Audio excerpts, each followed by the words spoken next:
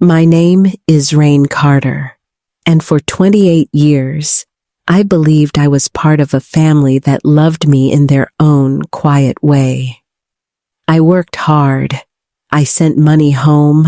I answered every late-night call. Always the dependable daughter. Always the one who could handle it. But one evening, with a single set of cruise tickets that held every name but mine, the truth unfolded before me. This is not just the story of money lost or trips missed. This is the story of how a daughter discovered she was never really invited and how she finally chose herself. They tell me I'm always so busy, as if my calendar were a force of nature that just happens to blow through every family plan. But in the foyer, with the cruise packet open on the entry table and my name the one name missing, a strange clarity washes in like cold rain.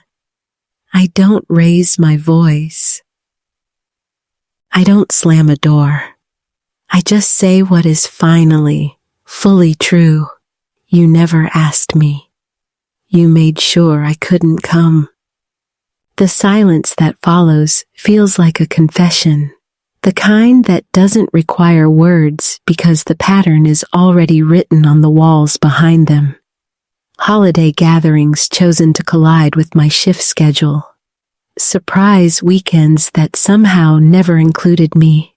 Trips I only learned about afterward. The story I was expected to accept because I am so independent. Mom reaches for a soft landing. Honey, you're overreacting. Let's sit and I close the folder, not loudly, and lift my overnight bag. Behind me, she calls my name, the way she always has, confident that I will turn back. But for the first time in 28 years, I don't. Half an hour later, my apartment feels too big for the air inside it. I drop the bag on the couch and slide down to the rug, the carpet rough against my knees as I pull photo albums and old shoeboxes into a semicircle like a courtroom I didn't know I'd convened. The first album falls open to Christmas 2018.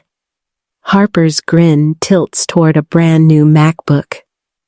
Cody's fingers drape across a keyring for his first car, used, but still worth thousands.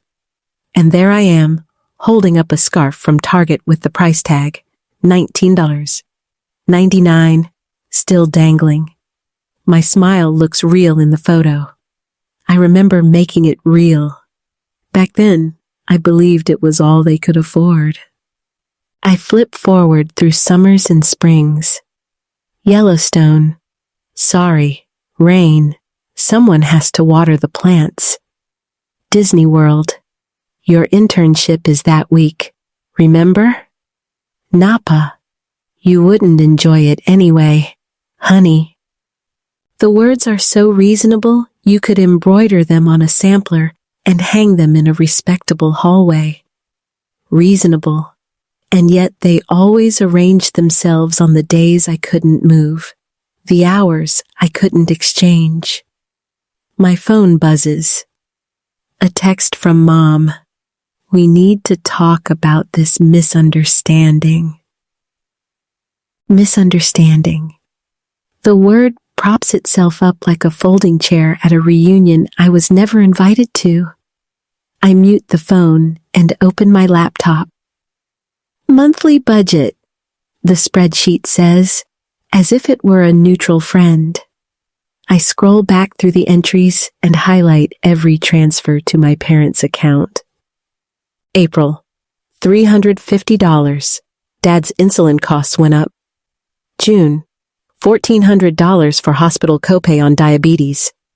August, $800 for Mom's transmission repair. Last month, $2,800, family emergency fund. The last one hits hardest. My Lake Tahoe money? The money I'd saved by taking on extra design projects, skipping lunches, and working weekends. The money they accepted while tickets from a cruise line were already printed with everyone's name but mine. Another memory surfaces, like a bubble rising from silt. Age 7. Harper practicing scales with a vocal coach while I sat at the kitchen table tracing treble clefs on wide-ruled paper. Can I take piano lessons too? Maybe next year. Rain. We can't afford 2 kids in lessons. Next year never came. 6 months later, Cody got guitar lessons. Age 13. I begged to go on the 8th grade science trip to the Oregon coast. 400 is too much right now, Dad said. Patting my shoulder like that counts as currency? 3 weeks later, he surprised Cody with a father-son camping trip that cost twice as much. In college, I worked 3 jobs while my siblings' rent and car insurance disappeared under the graceful hand of, "We're just helping them get started." For me, there was a different phrase, said with pride. "You're so independent, honey. We know you can handle it." The phone lights my coffee table again. Harper's name. I answer against my better judgment and am rewarded with rehearsed concern. "This is ridiculous. You're making Mom cry." I tell her about the cruise documents. "It's not what you think," she says. "We meant to invite you, but Mom said you'd understand. You always do." The last 3 words hang there like a verdict so familiar I could recite it in my sleep. "You always do." "Not anymore," I whisper, and end the call. Cody arrives next by text, a rapid-fire crescendo. "We've always included you."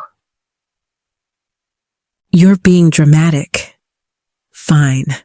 How much do you want to let this go?" I turn the phone face down and stare at the ceiling until the room stops turning. People think favoritism is a matter of one big thing. Tuition for one, nothing for another. But it rarely is. It's the steady, almost invisible redistribution of attention and resources, the way a river carves rock, not with one blow, but with time. Family systems often appoint a golden child and a dependable child. One receives investment. The other is applauded for needing nothing. From the outside, it looks like balance. From the inside, it feels like erosion. The doorbell rings. In the peephole, Melissa, a bottle of wine in one hand and takeout in the other. She's been my witness since college, the only person who watched me sprint out of restaurants to take emergency calls that barely qualified as emergencies. "You look like hell," she says when I open the door, which is to say, "I'm here." I fumble a joke. Found out my family's been excluding me from basically everything forever. Nothing major. She sets the bags down, pulls me in, and her hug nearly splits me open. "About damn time you noticed," she says into my hair. I pull back. "What?" She steps to arm's length, her eyes sober. "Rain, you spent a month's salary on Christmas gifts last year. You got socks. They call you when the car won't start, when they need a sitter, when they want you to talk Mom down from a ledge she climbed herself. When did they last show up for you?" The question lands like a stone in water, and I listen to the rings expanding, touching edges I hadn't seen yet. The albums are open around us like witnesses who have decided to testify after years of polite silence. Here is the trip where I watered the plants. Here is the party that happened while I was unfortunately working. Here is the scarf I learned to love because loving it was cheaper than asking for more. My voicemail icon glows. Dad, with the long, suffering register he saves for customer service reps. Your mother is very upset. You're being ungrateful after all we've done for you. I set the phone down gently, as if it might bruise. After all they've done for me. The words are so elastic, they can cover any shape. They can stretch over 1,000 withdrawals and call it generosity. What if this isn't new? I say.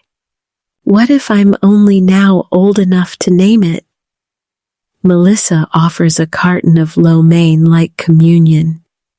She doesn't say I told you so. She doesn't need to. Her face says it and also says I never wanted to be right. I pull the laptop back onto my knees. The numbers on the screen look like a ledger from a small, failing business. But the business isn't failing. It's me. I scroll again, not to torment myself, but to accept the evidence like a scientist. April, June, August, last month. I say the months aloud and let them form a sentence. Then I close the lid as if closing a door against a draft.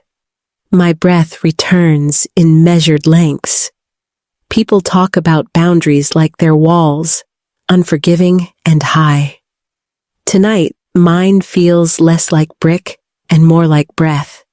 Something drawn in and let out, with rhythm.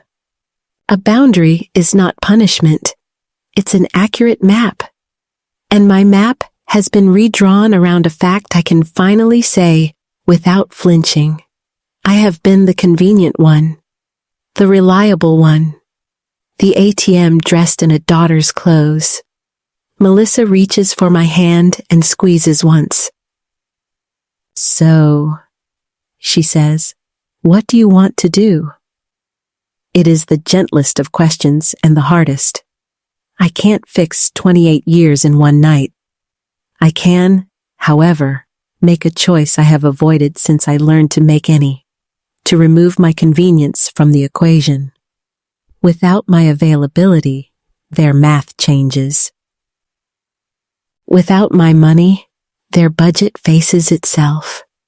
Without my yes, the family script has to improvise. I stand, my legs tingling where the carpet left its red geometry. I rinse 2 glasses, wipe the counter, and write a sentence on a sticky note that I press to the edge of my screen, the way some people tape prayers to mirrors. It is not elegant, not lyrical, but it is true, and sometimes truth prefers the plainest clothes. The days that follow feel like a siege, not with armies, but with messages.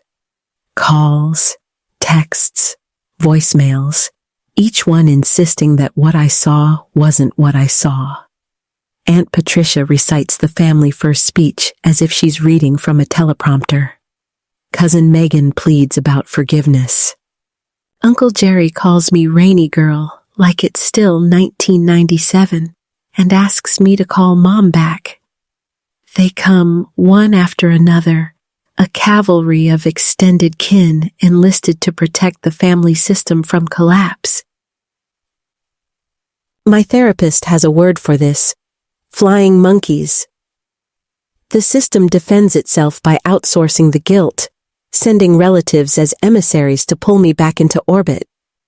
At work, James places a coffee on my desk.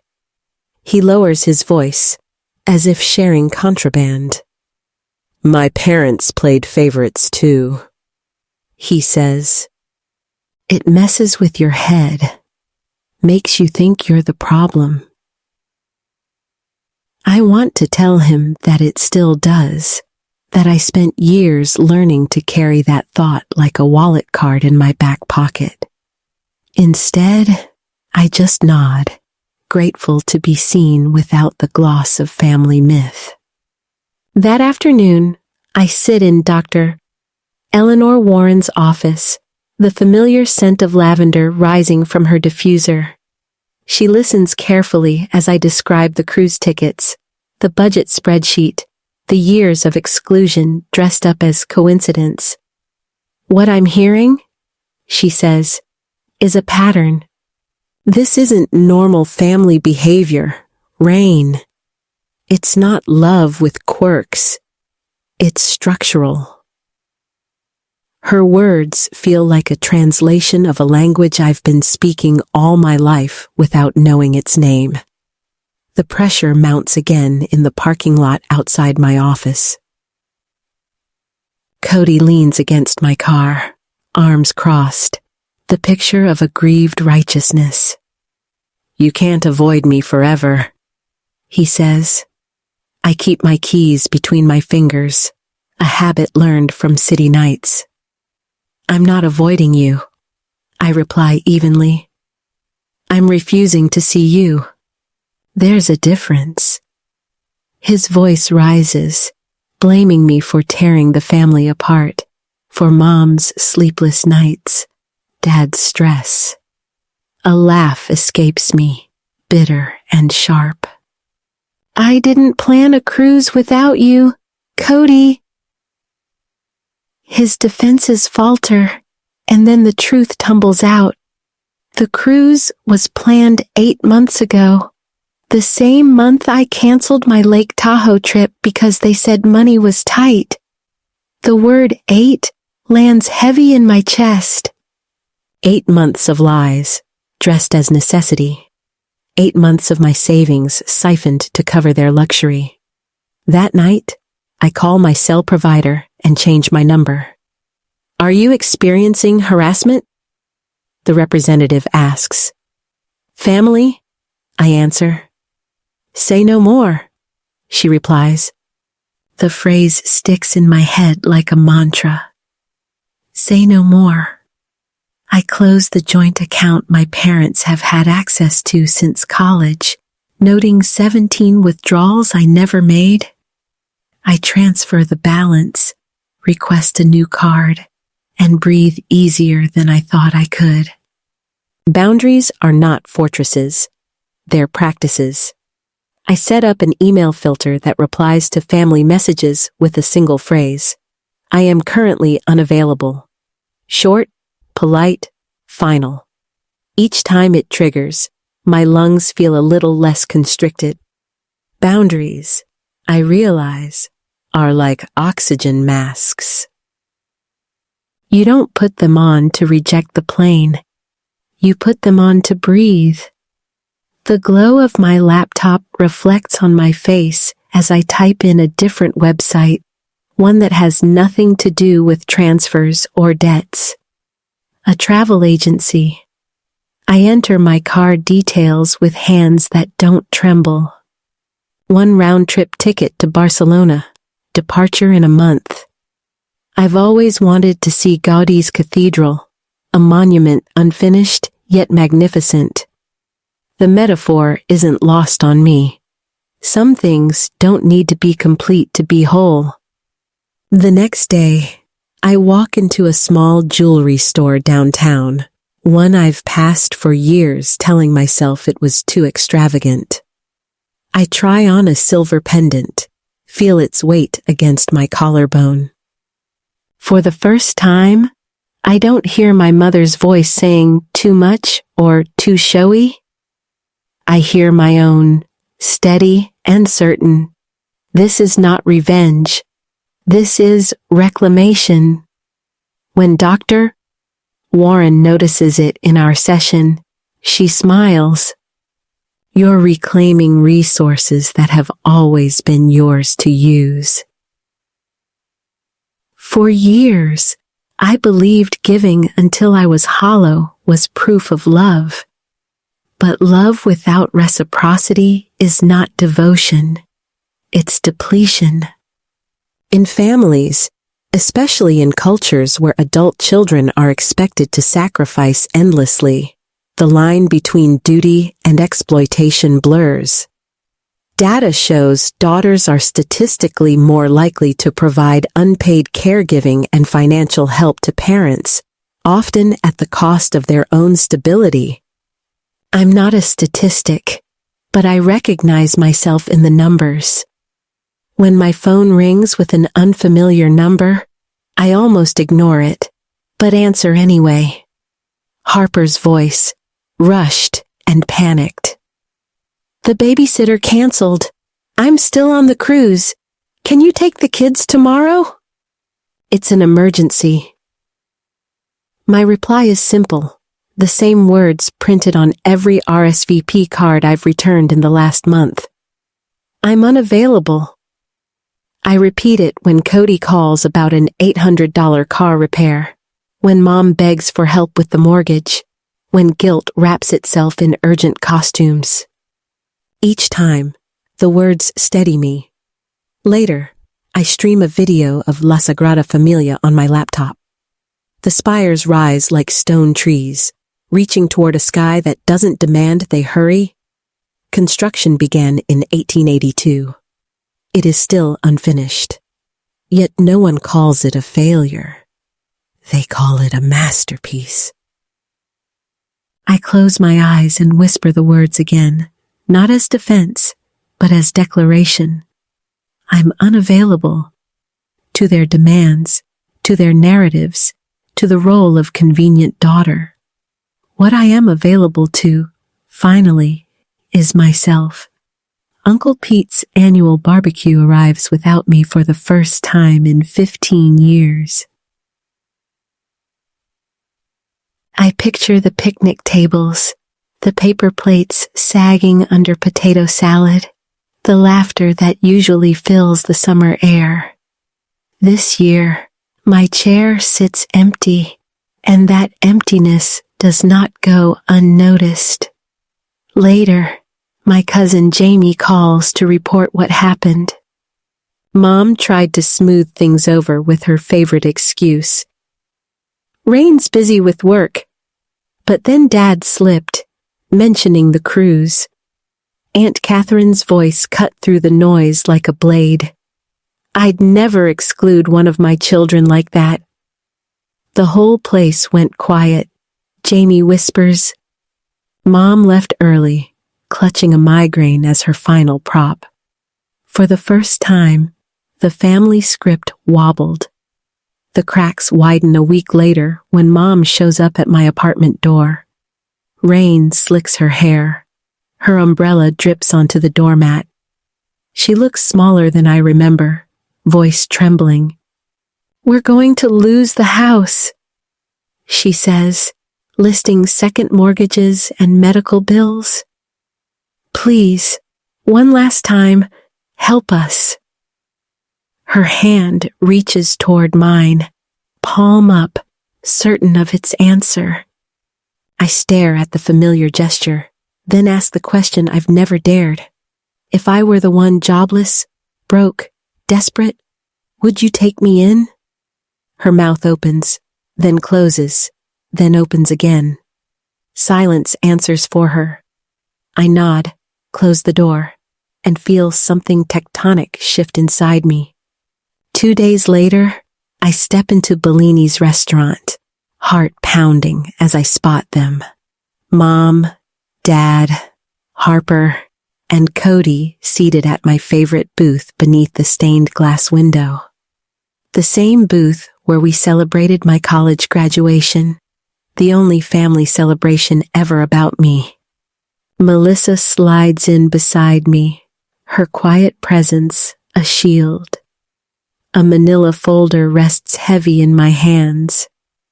Dad clears his throat, adopting the formal tone he uses with loan officers. "We appreciate you agreeing to meet with us," Harper adds pointedly, "though you could have come alone."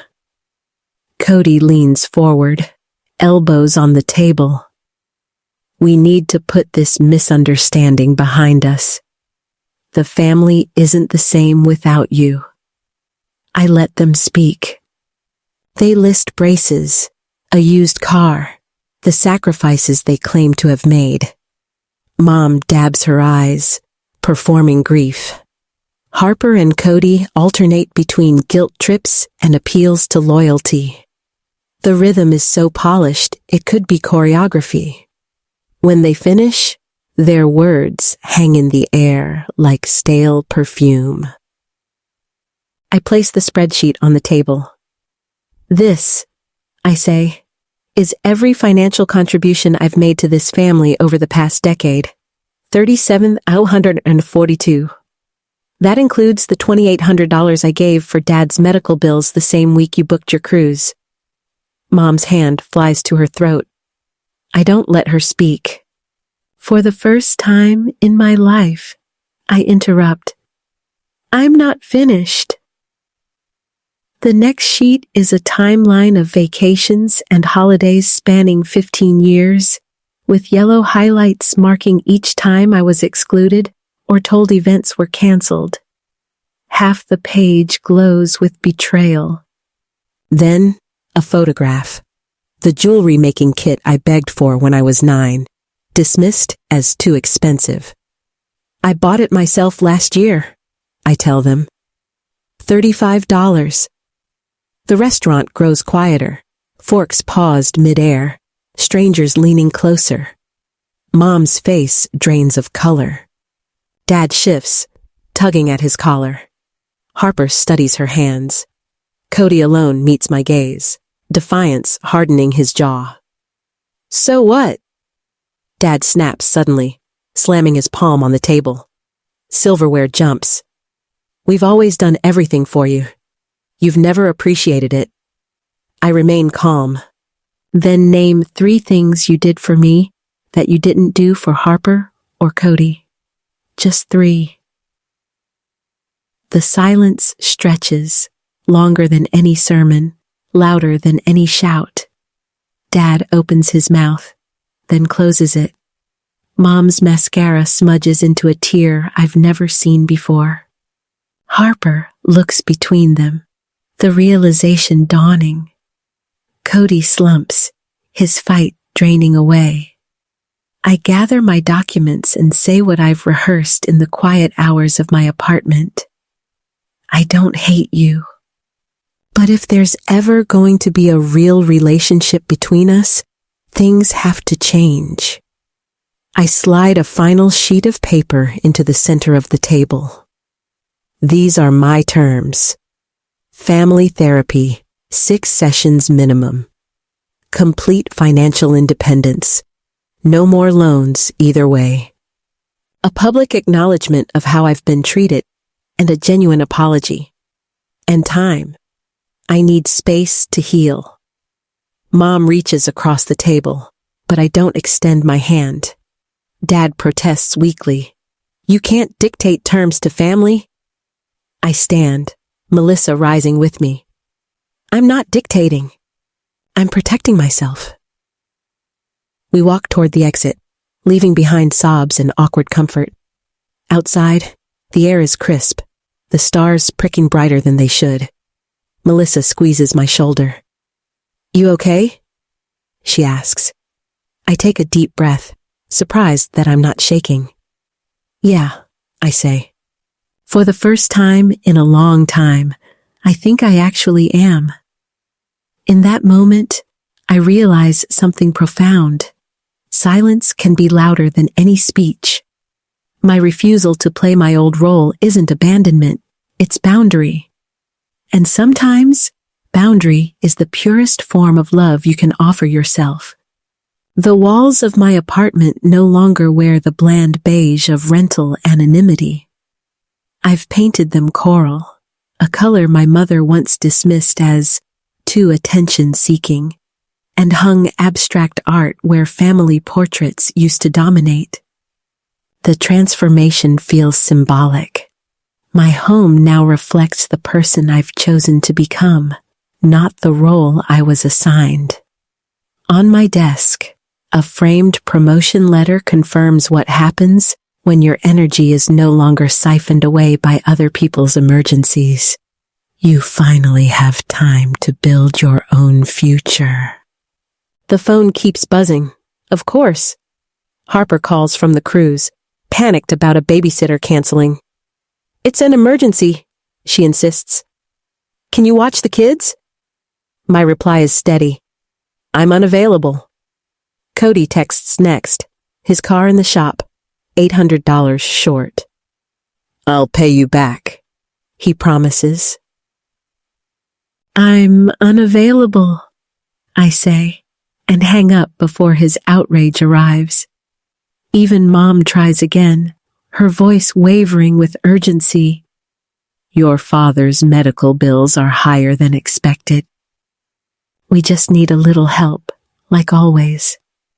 I watch a video of Gaudi's cathedral instead, the spires stretching toward heaven, unfinished yet magnificent.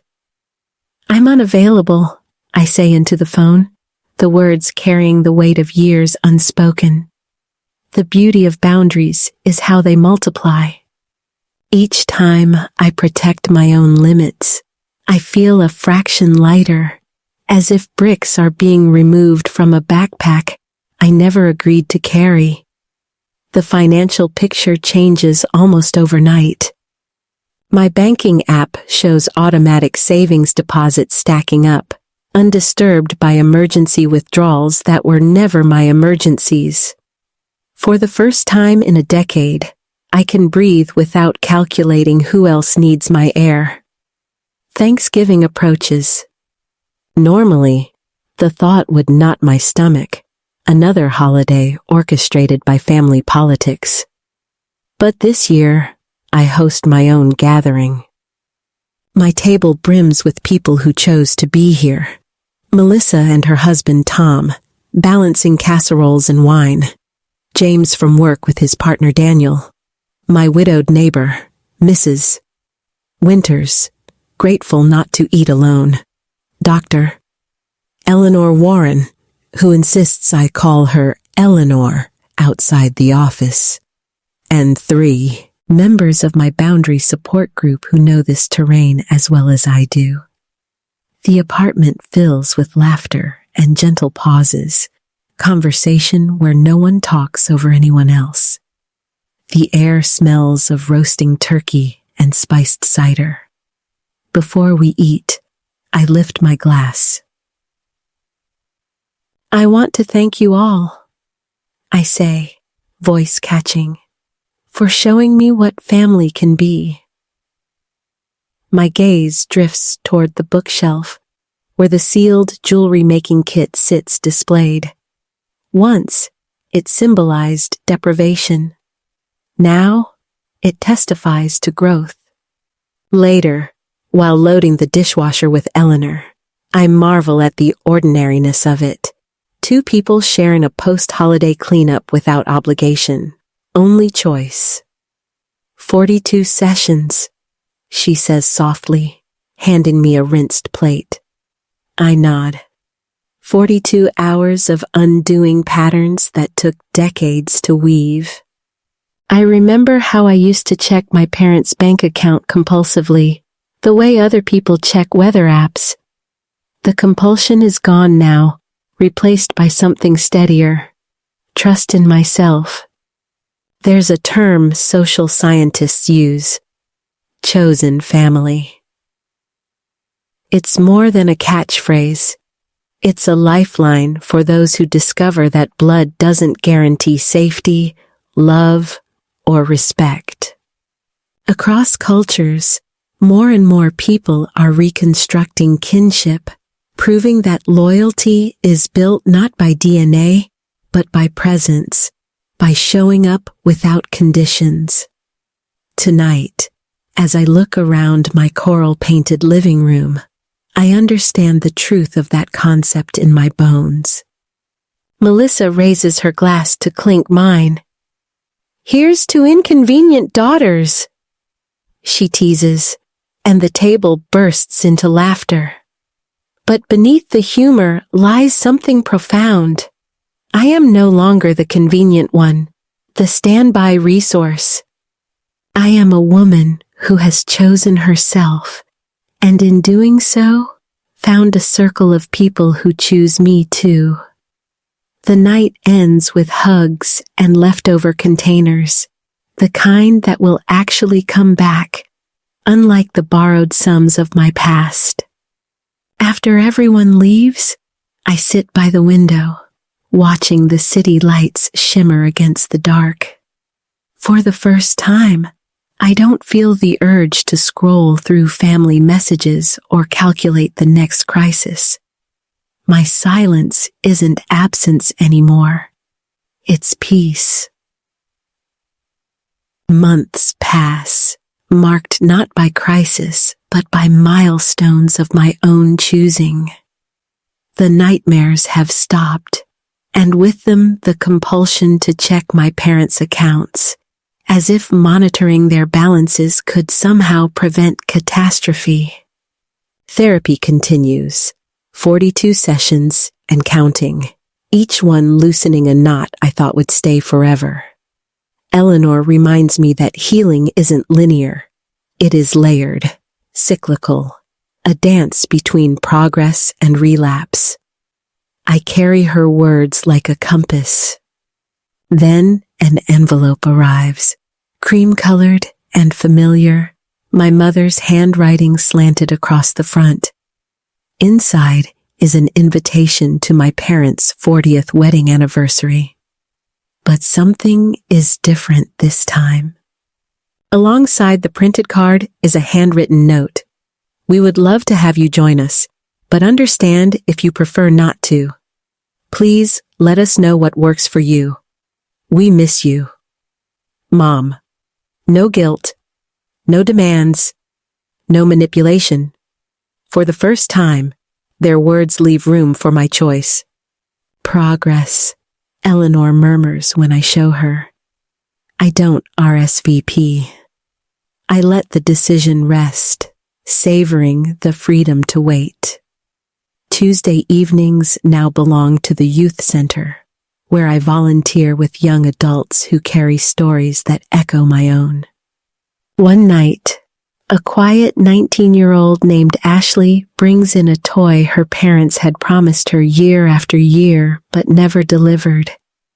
She bought it herself with her first paycheck.